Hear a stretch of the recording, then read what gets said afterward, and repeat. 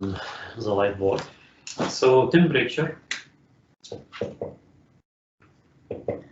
Regarding the temperature, I think you know about the temperature scale. We have Celsius scale, Fahrenheit scale, and also we have you know about Kelvin and Rankine scale, which are actually absolute thermodynamic temperature scale. But all of this scale actually, or the basis actually for the temperature measurement is calculated based on or in reference to actually the Zeroth law of thermodynamics. So we have first law of thermodynamics, we have second law of thermodynamics, and in addition we have what's called the Zeroth law of thermodynamics. So Zeroth law of thermodynamics. This Zeroth law of thermodynamics is the basis actually for the measurement of the temperature. And actually it is very straightforward, very simple. It states actually if we have two bodies, let's say body number 1 and body number 2, they say actually if we have two systems which are in thermal equilibrium with a third system, that means actually the two systems are in thermal equilibrium even they are not touching each other. So thermal equilibrium means what? The temperature is the same. So if you have this system 1 and 3, T1 is the same as T3, so they are in thermal equilibrium, and T2 also is in thermal equilibrium with system number 3, so T2 is the same as T3, so that means actually T1 is the same as what? T1 is the same as T2. So T1 is the same as T2, that means actually the two systems are in thermal equilibrium, even they are not touching each other. And this is very straightforward. But actually the idea behind this, which is actually very straightforward, is that this third body actually is the temperature measuring device. It is a thermocouple.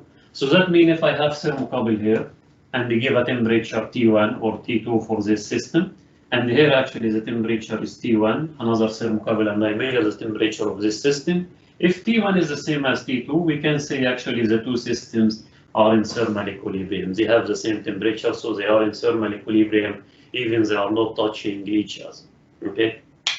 The first or the most common actually type of temperature measuring device is the liquid in glass thermometer. Liquid in glass thermometer, just we have a kind of expandable liquid. Most probably we have mercury. So mercury, which has actually the symbol Hg. Usually mercury is used actually in what's called the liquid in glass thermometer, which is actually the most common temperature measuring device, liquid in glass thermometer. We have mercury in this actually liquid in glass thermometer in this glass. If I want to measure the temperature of any environment or any medium at a given temperature T, then we will just insert it inside this medium. This mercury actually will be expanding up to a certain level depending on the temperature value of this system. Then we can have a scale here. We can just add this scale outside actually this liquid in glass thermometer. Outside the glass we can have the scale. Then we can read actually the temperature depending on the temperature of this medium and based on the expansion of the mercury inside. We have different kind of thermometer. We have bimetallic strip thermometer. We have in this case two metals, bimetal. But actually they have different thermal expansion coefficient. When they are subjected to temperature, they will just be expanding to one direction, either right or left, so that we can have pointer and the scale. Pointer, yes. So we can have pointer and the scale, then we can read actually the temperature based on this expansion of those two meters. So this is actually the idea of the temperature measurement. But based on what? We have to have a scale here. Means actually you can develop your own scale. So actually each scale should have actually a reference point. Like the Celsius scale have the reference point. It has two reference points actually. The ice point at which actually the Fahrenheit, the Celsius scale will be reading 0 in case of ice, and the steam point, in this case actually the Celsius scale will be reading 100 degrees C at this point. Then we can calibrate actually this temperature measuring device to read 0 in case of the Celsius scale, to read 0 in case of ice, and to read actually 100 in case of steam boiling or at the boiling point. Then we can calibrate this scale for those 2 points. Then actually this device can be used actually to measure any temperature. So usually this scale is linear function of the expansion of the mercury. Okay. So also you can develop your own scale. You can make your own temperature scale, but just to give us actually a reference point. This scale will be reading a 0 value for a certain substance at a given condition. So as we said, Celsius scale as an example gives 0 when we have actually ice, water plus ice mixture. And it reads actually 100 when the temperature is equal to, when the state of water is boiling or steam boiling, it will read actually 100 degrees C. And based on that, actually any temperature in between or outside 0 and 100 temperature degrees C range, then actually this liquid in glass thermometer can measure this temperature. And based on that, actually we have different temperature scales. So the scales for temperature, one of them is the Celsius scale, which is used actually in the standard system of unit, and the other scale actually is the Fahrenheit scale, which is used actually in the English system of units. So the temperature scale,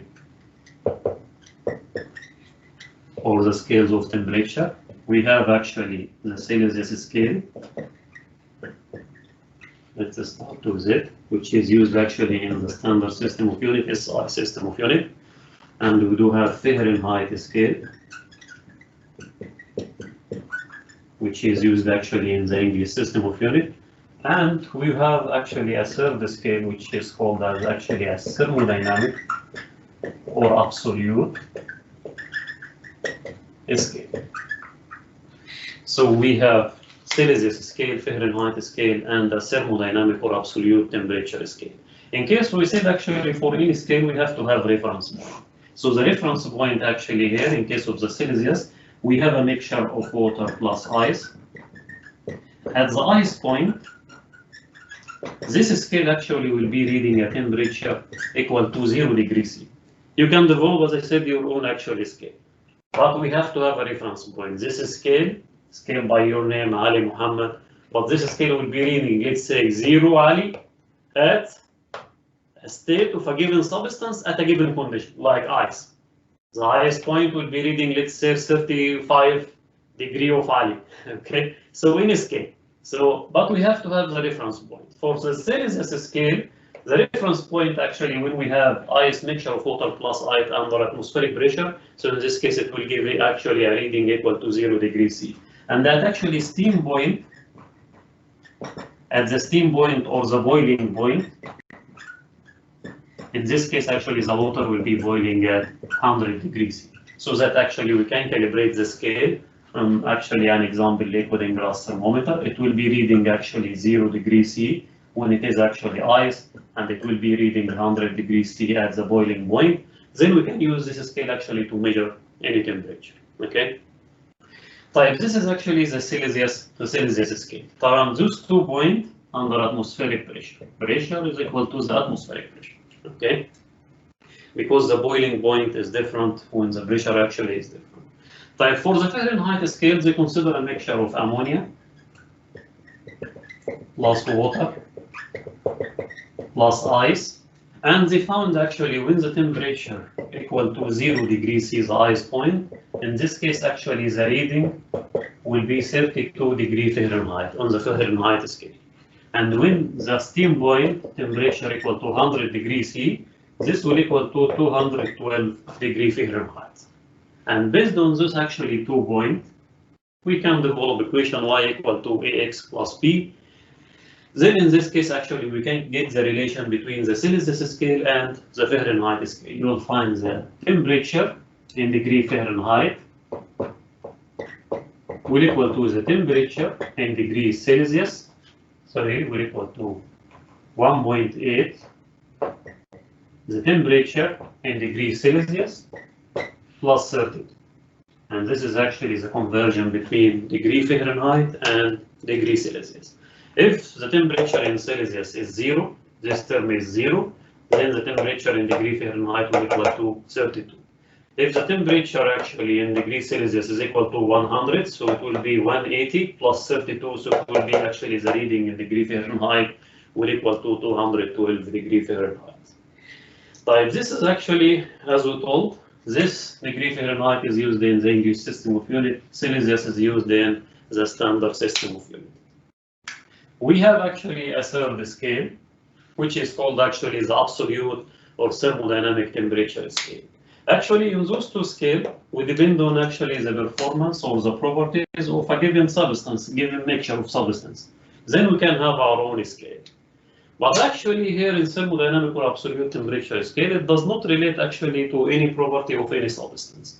Just this scale, it says actually will assign temperature equal to 0 Kelvin when the pressure, the absolute pressure is equal to 0, which is called actually the absolute vacuum pressure. So this P absolute equal to 0 is called as actually as the absolute vacuum pressure.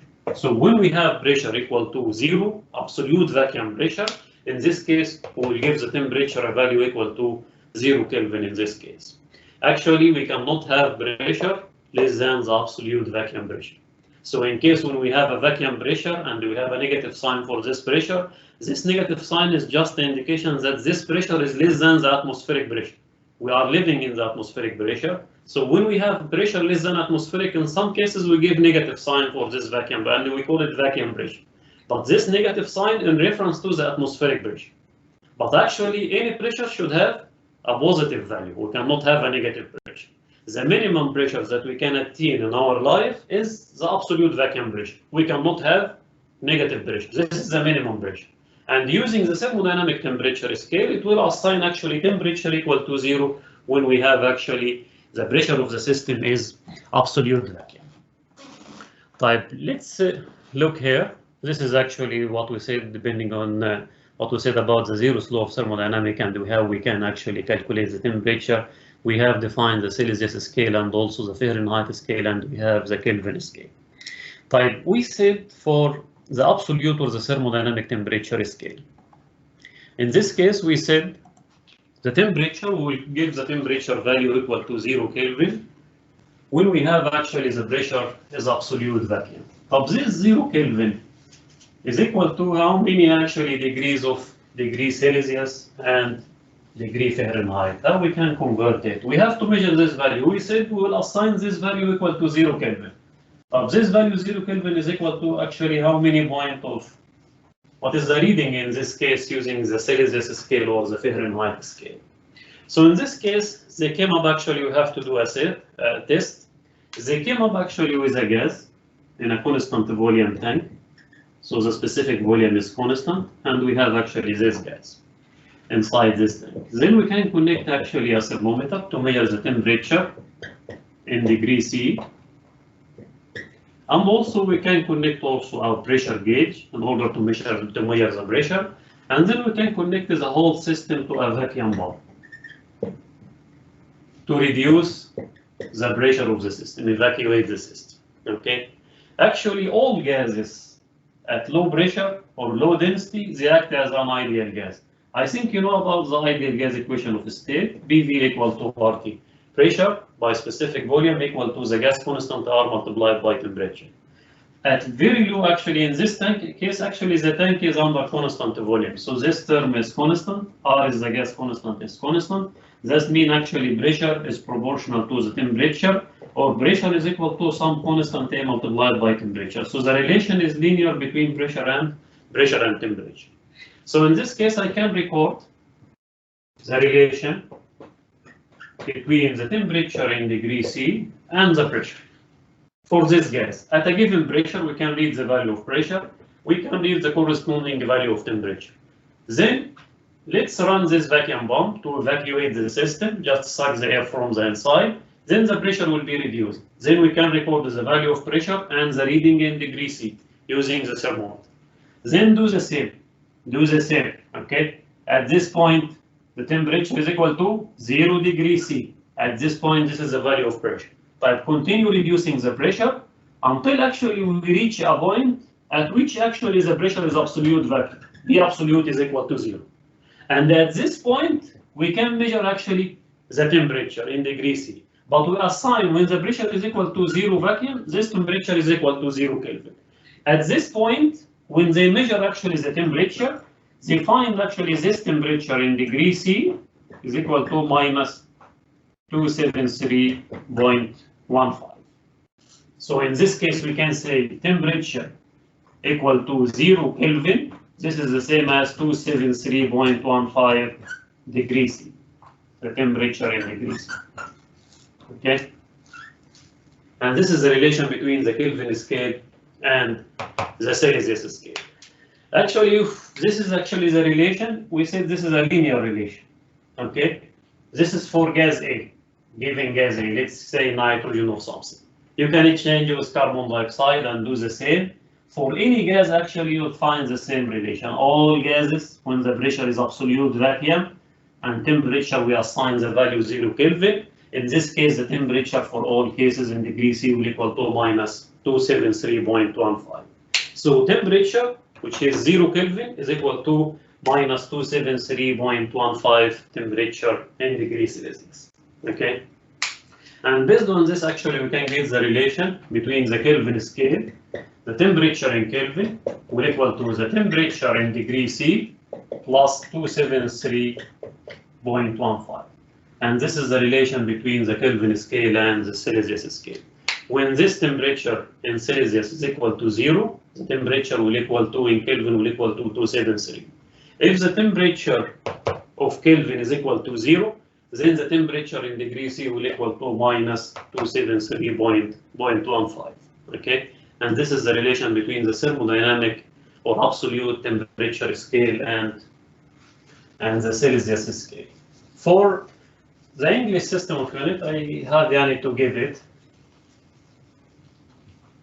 In case of the English system of unit, instead of Kelvin, they have defined the absolute or thermodynamic temperature scale as Rankine. And they said actually the temperature in Rankine is equal to 1.8 the temperature in Kelvin. But as I told you, the English system of unit does not have any physical meaning. Just as they have made their own scale, and they said actually the absolute of thermodynamic temperature scale 2 of Rankine is equal to 1.8 the temperature in Kelvin.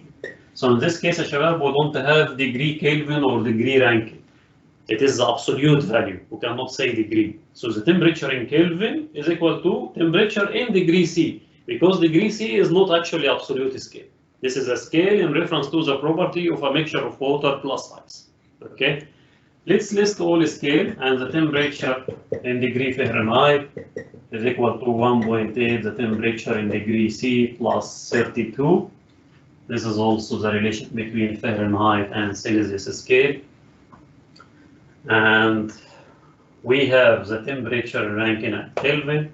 Then what is left actually is Rankine and Fahrenheit. So the temperature in Rankine is equal to the temperature in degree Fahrenheit plus, let's check this value, 459.6. And this is the relation between the Rankine scale and the Fahrenheit scale. Rankine scale and Fahrenheit scale, those are actually used in the English system of unit. Celsius scale and Kelvin scale, they are used actually in the standard system of unit. Okay. But if we have a system undergo a process or a change from state 1 up to state 2, then in this case we can say the temperature T1 in Kelvin will equal to the temperature T1 in degree C plus 273.15. At the second state, T2 in Kelvin will equal to T2 in degree C plus 273.15. This is equation 1 and this is equation 2. So let's subtract, and we can say T2 minus T1 in Kelvin will equal to what? T2 minus T1 in degree C, and this 273 will go with 273. T2 minus T1, then we can say actually delta T in Kelvin will equal to the same as actually delta T in degree C. So when we have a system, this is called as actually temperature rise or temperature reduction, delta T anyway.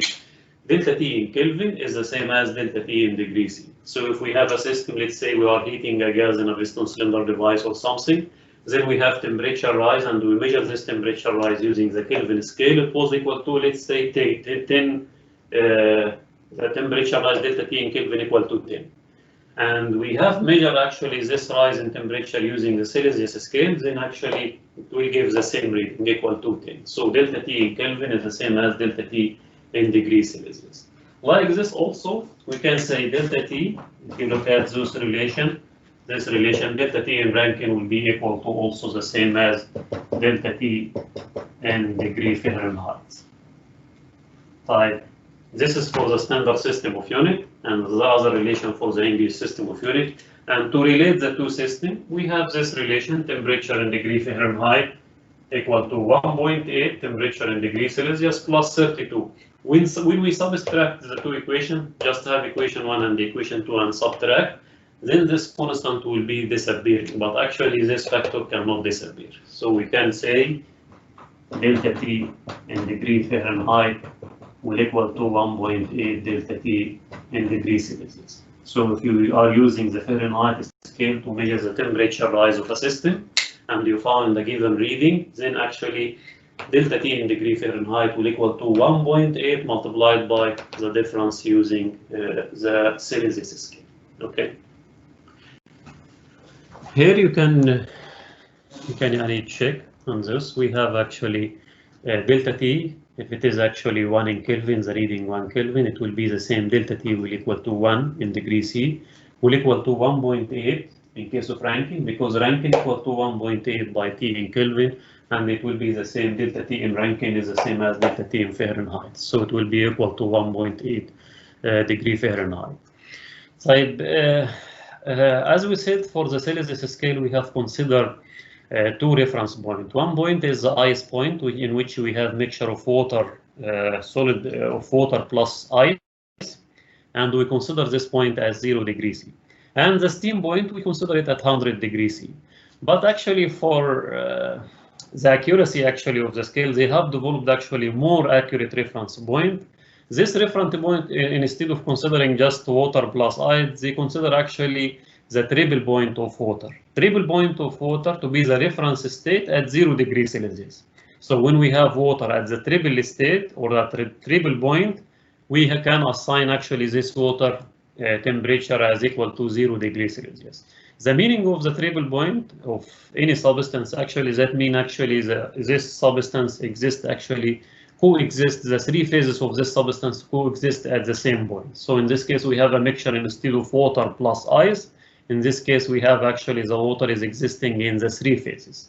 So we have liquid water plus ice plus actually water vapor. So when we have actually this mixture together coexist in one unit at a given time, then we can say this is actually the reference point 0 degrees C.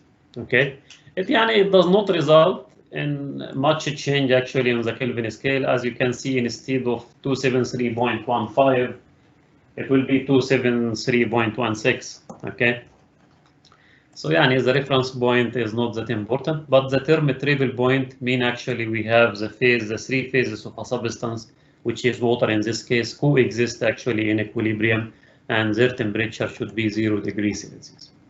Here is an example, very simple example, which we have already introduced on the whiteboard. He said during a heating process, the temperature of a system rises by 10 degrees C. Temperature rises by 10 degrees C, this means delta T is equal to 10 degrees in Celsius. We need to express this rise in temperature delta T in Kelvin, in Fahrenheit, and in Rankine scale. Okay. As we said here, you can see we have just expressed those points.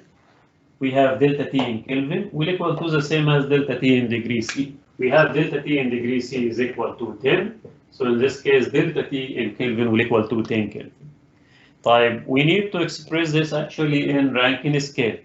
Delta T in Rankine is equal to delta T in Fahrenheit. And we have delta T in Rankine is equal to 1.8. This is the relation between Rankine scale and Kelvin scale. So we have delta T in Rankine scale will equal to 1.8 delta T in the Kelvin scale. So it will equal to 1.8 delta T in Kelvin scale equal to 10.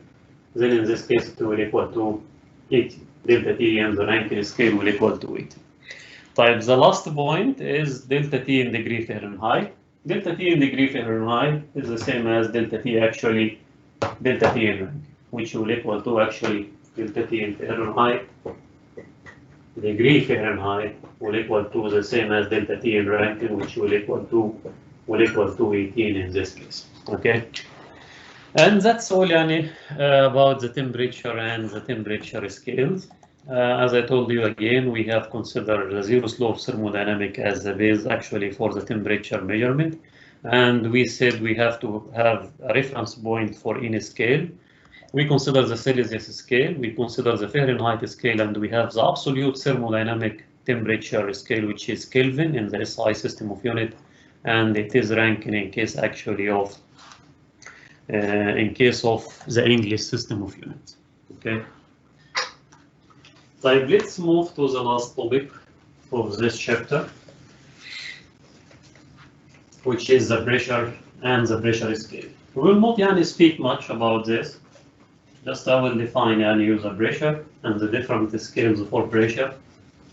We have absolute pressure, we have vacuum pressure, and we have also the gauge pressure.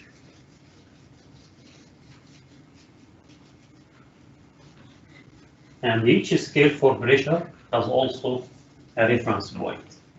So we have to have at any state to measure any parameter, pressure or temperature or anything, we have to have in this case a reference point.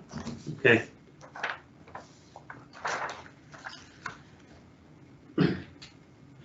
So let's define first of all the pressure. Pressure, let's say we have a body here. This body actually is subjected to an inclined force by angle theta. So this force will result in a normal force, which is normal to the body and to inside of this body, and we can distribute it. We'll have another force which is Ft, which is a tangential force.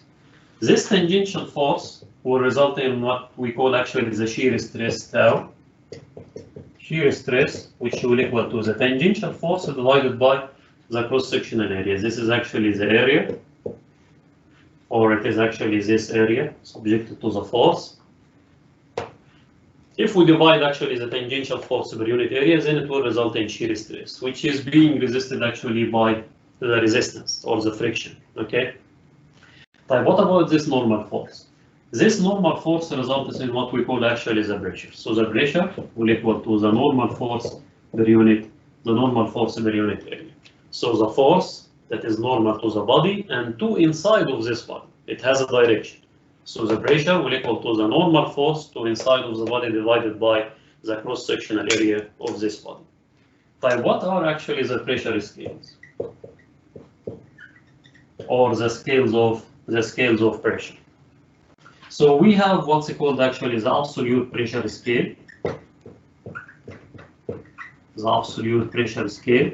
And this is actually, this scale is measured in reference to the absolute vacuum pressure when we have B absolute is equal to 0. We have also the gauge pressure scale. We call it B gauge. And this pressure is measured in reference to the value of the atmospheric pressure. But actually the gauge pressure is higher than the atmospheric pressure. So when the pressure is higher than the atmospheric pressure, the difference between absolute and the atmospheric pressure, we call it as gauge pressure. So in this case, the reference point here in this case is the atmospheric pressure to measure the gauge pressure. But to measure the absolute pressure, in this case actually the reference point is the absolute zero value. And we have a third scale, which is called as the vacuum pressure, or we call it actually B vacuum. And this pressure is calculated in reference to atmospheric pressure. But in this case, the vacuum pressure, the value of the vacuum pressure is less than the atmospheric pressure. So when the value is greater than atmospheric pressure, we call the difference as gauge pressure. If it is less than atmospheric pressure, we call this pressure as what? As a vacuum pressure. Right, let's look at this representation to see how we can relate actually those scales.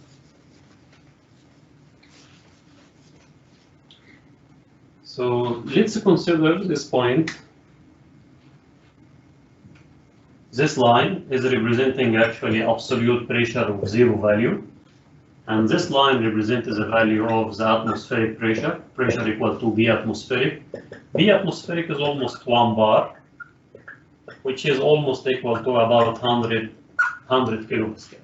So we have to keep actually this value of mine in your mind if it is not needed in a given problem or something. So if the pressure, the absolute pressure, B absolute, is greater than B atmospheric, then in this case we call the difference between the absolute pressure and the atmospheric pressure as the gauge pressure. So if pressure absolute pressure is greater than the atmospheric pressure, then in this case the difference is defined as the gauge pressure. So gauge pressure is equal to the absolute pressure minus the atmospheric pressure. So if the pressure, the absolute pressure, is less than the atmospheric pressure, if the absolute pressure, B absolute, is less than the atmospheric pressure, so this line is representing the atmospheric pressure, then in this case this difference is called as B vac or vacuum pressure. So the vacuum pressure, B vacuum, is equal to the difference between atmospheric pressure, B atmospheric, minus B absolute. Okay, and this in case actually if the absolute pressure is less than B atmospheric. But in all cases, pressure is always what? Pressure is always a positive value. We cannot have a negative value of absolute pressure. So the minimum pressure value that we can attain in our life is actually 0 absolute pressure. But in some cases or some application, you will find actually somebody is telling you we have a vacuum pressure equal to negative some value. What does it mean, the negative pressure? Negative pressure mean actually he comes just to this equation and he defines the vacuum pressure as B absolute minus B vacuum. So in this case, if the absolute pressure less than the vacuum, then in this case this difference will be negative value. But this negative value is just the indicative value to indicate you that the pressure, absolute pressure value is less than the atmospheric pressure. But it is not negative value, just the negative is just the indication. This is vacuum because we are living actually in the atmospheric pressure. So we have to measure actually any pressure value with respect to the atmospheric pressure. Then in this case, if it is less than atmospheric, we can give it, represent this equation as B absolute minus B atmospheric, then the value of the vacuum pressure would be negative in this case. But actually this is just for representation. But we cannot have a negative pressure value. So always the pressure actually has a positive value. Okay.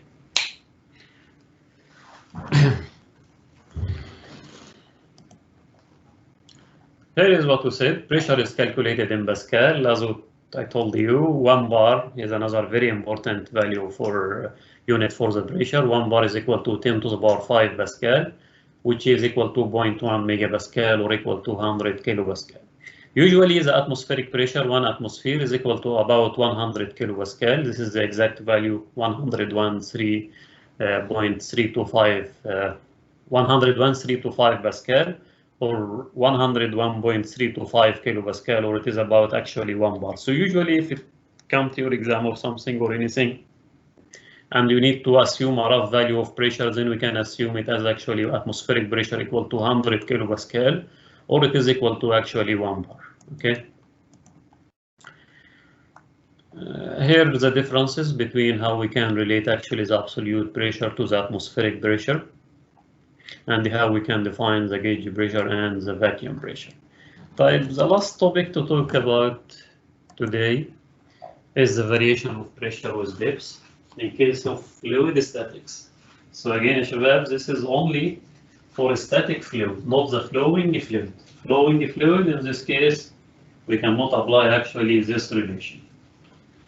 Variation of pressure with depth is only applied for a static fluid, not moving fluid. Okay, like fluid in a tank, fluid in the front of a dam or something. But fluid flowing, in this case, we have to apply other equations to calculate the pressure at any point. Okay. طيب let's consider the case of a static fluid. For static fluids, if we have, let's say, water in a tank or something, water or anything, the absolute is subjected to atmospheric, so the pressure at the top of this tank is the atmosphere. And we need to calculate actually the pressure at a given point of this tank, let's say at point 1, which is existing at height h from the surface of this tank, below the surface of this tank. Then in this case, we can say the pressure B1 will equal to the pressure at the top, which is equal to actually B atmosphere, plus the weight of the fluid, which is equal to rho G. Rho is the density, G is the gravitational acceleration multiplied by the height h. And this pressure B1 is the absolute pressure. Absolute pressure because we have accounted for the atmospheric pressure.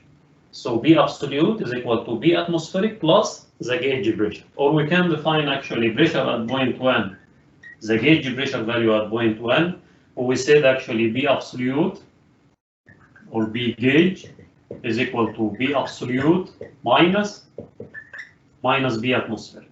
Okay, type this is the absolute pressure. If we just subtract the atmospheric pressure, then we can get the gauge pressure.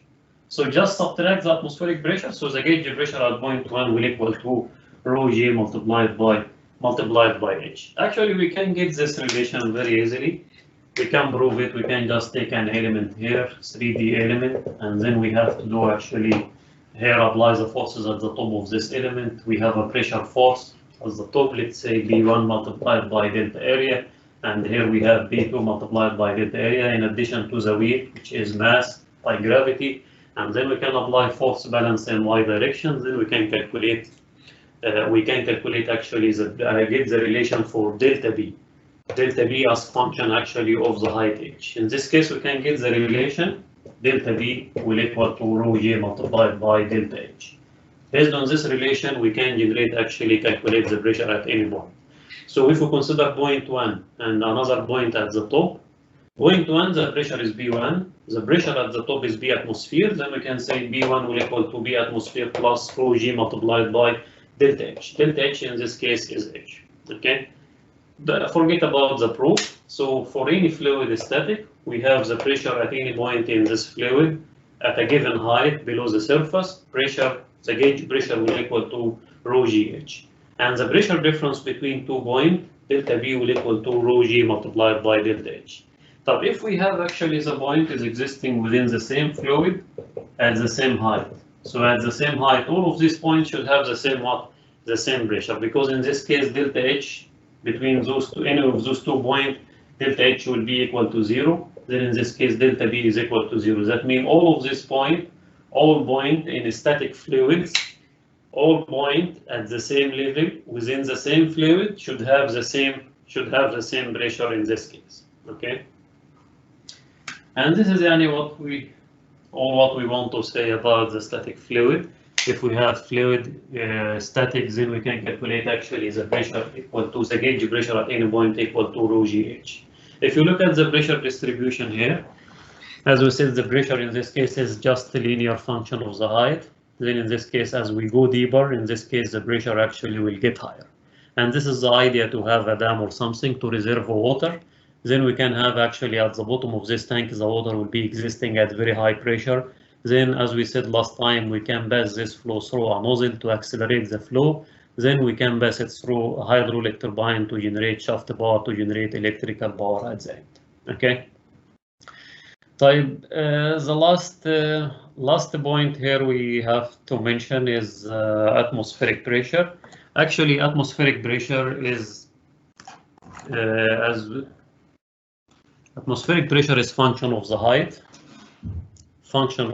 So actually, if we have a mountain, high level mountain or something, so in this case, as we go higher, high altitude, in this case, the value of the atmospheric pressure will be reduced. We have defined the pressure. Absolute pressure is equal to B atmospheric plus rho Gh. As we said, any pressure measuring device is measuring the gauge pressure, because we have to measure the pressure with respect to the atmospheric pressure. If we are at higher level or something, then in this case the atmospheric pressure will be different. The value of the atmospheric pressure will be different in this case.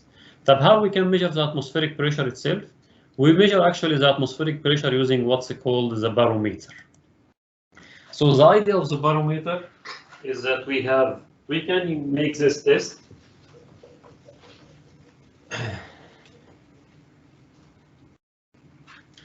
We can just come up with mercury or something, fill a glass actually with mercury,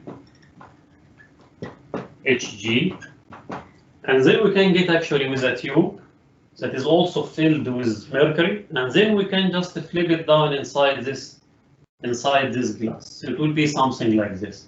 So the level of mercury will be reduced down and it will be fixed at a certain level. This level or high is H. Some in this point due to the vacuum, so it will be some vapor pressure due to actually the evaporation of the mercury. Okay, but it will actually just stand at a given height. So in this case, we can just select 2 points. Let's say this point A and this point B. We have 2 points within the same fluid at the same height. So pressure at point A is the same as pressure at point B. Pressure at point B, which is atmospheric pressure, which we want to measure. The pressure at point A will equal to what? The pressure at the top, which is the vapor pressure, which we can neglect, plus the weight of the fluid, which is rho GH, rho mercury, which is rho Hg multiplied by G multiplied by the height. This should equal to the atmospheric pressure. The vapor pressure is very low, so that we can neglect. Then the atmospheric pressure will equal to the density of mercury of the fluid, which is mercury multiplied by G multiplied by H. Usually at the sea level, this value of H is equal to 760 millimeters. So in this case, if we measure this height, so it will equal to density of mercury, which is equal to 13,595 kilogram per meter cube. Gravitational acceleration is 9.81. The height will equal to 0.76. If you calculate this value, then we can calculate the atmospheric pressure, which will equal to 101,327 Pascal. So if in any problem, he just to give you, he said that a given height, we have actually the measured value using the barometer. The height is given, let's say 80 or 760 millimeter, or let's say if it is actually 780 millimeter or 750 millimeter, then in this case we can calculate this pressure multiplied by the density by gravitational acceleration by this height in meters, then we can calculate actually the atmospheric pressure in Pascal. We have another unit which is called actually the torr. We have 1 torr is equal to 760 millimeter Hg. So if somebody told you that the atmospheric pressure is actually is equal to 1 torr, this means actually the height of the mercury in the barometer is equal to 760 millimeter Hg. Here is here is an example. You can look at this example. We have a piston.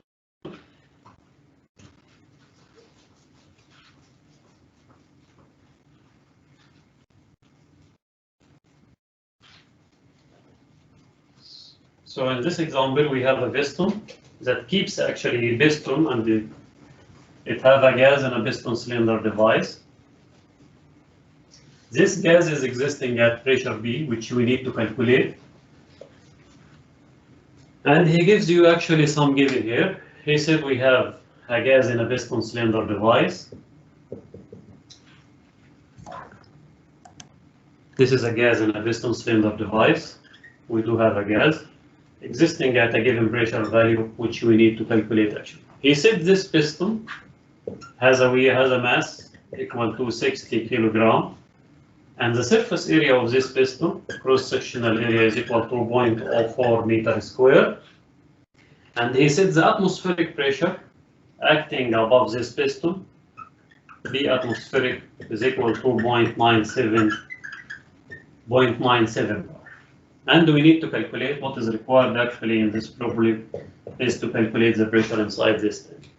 Type at a steady state, if we just took this piston outside here and look at actually the pressure forces acting or the forces acting on this piston. So from the top we have a pressure force normal to the piston and to inside. We have the pressure is equal to force by area. So the force will equal to pressure by area. Pressure at the top is B atmospheric. So B atmospheric by area, and we have pressure from the bottom due to the gas existing there at a given pressure. So we have a pressure force acting on this piston and normal to inside of this piston. So it will equal to the pressure inside multiplied by area. And this piston has weight, so its weight actually will equal to mass multiplied by gravitational acceleration. At a steady state, so we can say sigma force in y direction will equal to 0. Then in this case we can say the pressure by area, this force will equal to actually this force plus this force. So B multiplied by area will equal to B atmospheric multiplied by area plus mass multiplied by gravitational acceleration. Just to divide by area, so this term we can divide by area, and then we can substitute B atmospheric 0.97 multiplied by 10 to the power 5, should be in Pascal, plus mass, which is 60 multiplied by 9.81 divided by 0.04. Then you can calculate actually the value of this pressure. The value should be calculated in,